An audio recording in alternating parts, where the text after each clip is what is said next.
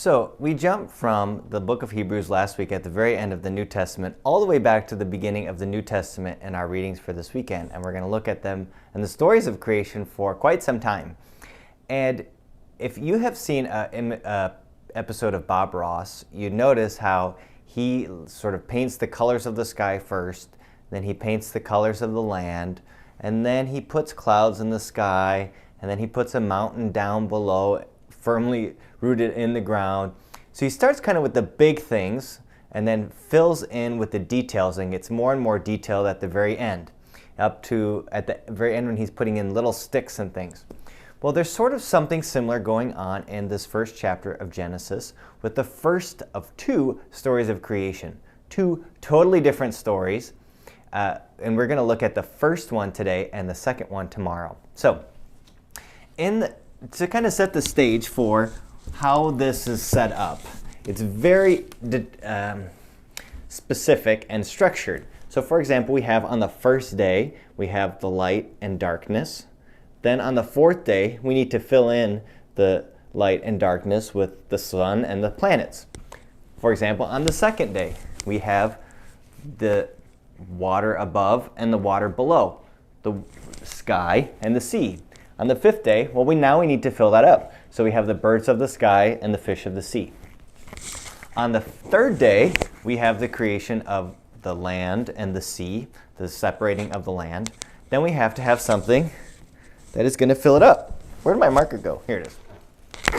And we hear about that on the sixth day being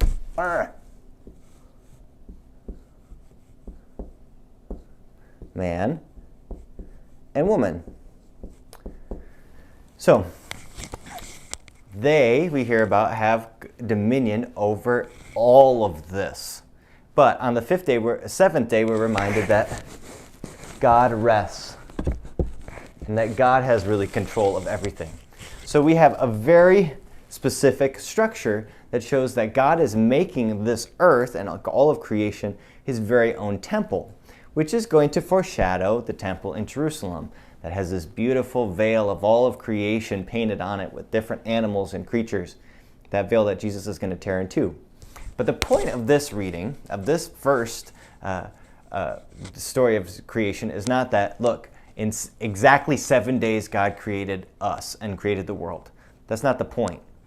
The point is, he uses the structure, the author of Genesis, to show, look, in the end, only humans are the culmination of creation, and only humans, in their uniqueness as male and female, reflect God. We hear God say, let us create man in our own image, in our likeness, male and female who created them.